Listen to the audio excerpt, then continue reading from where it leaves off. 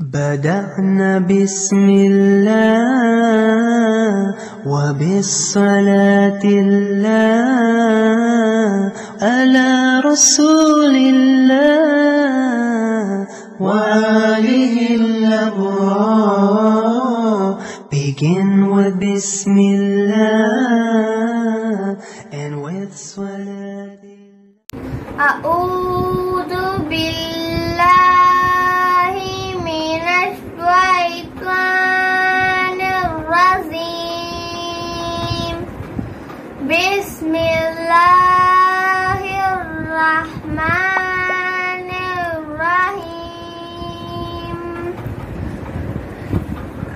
Na'budu wa nusalli ala rasulih karim. Amma ba'd. என் முன்னால் இருக்கும் சகோதர சகோதரிகளே அனைவருக்கும் அஸ்ஸலாமு அலைக்கும் வரஹ்மத்துல்லாஹி தஆலா பரகாத்துஹு. நான் எடுத்துக்கொண்ட தலைப்பு பெருமை. லியௌஃபில் லக்கல்லாஹு மா கத்தம மின் தன்பிக வமா நஹர்ரா. உம்முடைய முந்தைய பாவத்தையும் பிந்தைய பாவத்தையும் அல்லாஹ் மன்னித்து விட்டான். நான் பெருமை அடிக்கவில்லை. நான் கான நபி ஸல்லல்லாஹு அலைஹி வஸல்லம் இந்த புவியிலே வாழக்கூடிய ஒவ்வொரு மனிதரும் பெருமையேற்றபடியே உலகில் வாழ்ந்து கொண்டிருக்கிறார். ஆனால் உலகமே போற்றிய ஒரு மாமனிதர், இன்னும் போற்றக்கூடிய மாமனிதர் நம்ம தலைவர் நாயகம் ஸல்லல்லாஹு அலைஹி வஸல்லம் அவர்கள் எந்த செயலை செய்தாலும் சொன்னாலும் அது ஒரே ஒரு வார்த்தை தான், லா ஃபக்ரூன் லா ஃபக்ரூன் லா ஃபக்ரூன், நான் பெருமை அடிக்கவில்லை என்று சொல்வார்கள். ஒவ்வொரு மனிதருக்கும் எப்படி ஆடை இருக்கிறதோ அதே போன்று அல்லாஹ்வின் ஆடை பெருமை. அதை யாராவது பிரியப்பட்டு வாழ்ந்தால் நம் வாழ்வில் முடிவு பேரழிவாகத்தான் இருக்கும். உதாரணமாக பார்த்தால் நாயகம் ஸல்லல்லாஹு காலத்தில் அபூஜஹீல் பெருமை எடுத்த காரணத்தினால் முட்டாளின் தந்தை என் மக்களால் தூற்றப்பட்டான். அவனது மரணம் எப்படி இருந்தது சொன்னா, பத்ரு போர்க்களத்தில் யுத்தம் நடந்திருக்க வேளையில் 8 வயது நிரம்பிய 2 சிறுவர்கள் அங்கு வந்து இப்னு மசீரம் வந்து அபூஜஹீல் என்றவர் யார் என்று கேட்டார். அதுக்கு சஹாபி ஏன் என்று கேட்டார். நம்ம நாயகம் ஸல்லல்லாஹு திட்டினானாமே, அவனை கொல்ல வேண்டும் என்று சொன்னார்கள். அதற்கு சஹாபி அவர்கள் காண்பித்ததுதான் தாமதம். 2 சிறுவர்களும் சீறி பாய்ந்து வெட்டி வீழ்த்தினார்கள். அபூஜஹீலை கொல்லாமல் குத்தீரும் கொலையுமாக விட்டு சென்றார்கள். அப்போது அங்கு வந்த இப்னு மசீத் அவனை நெஞ்சில் மேல் ஏறி அமர்ந்து போது அபூஜஹீல் கூறுகிறான், ஓ மஸ்ஊதே, நான் இறந்த பிறகு எப்படியும் என் தலையை வெட்டி விடுவீர்கள். அப்போது உள்ள வழக்கம், யுத்தத்தில் இறந்துவிடும் எதிரிகள் தலையை துண்டாக வெட்டுவது வழக்கம்.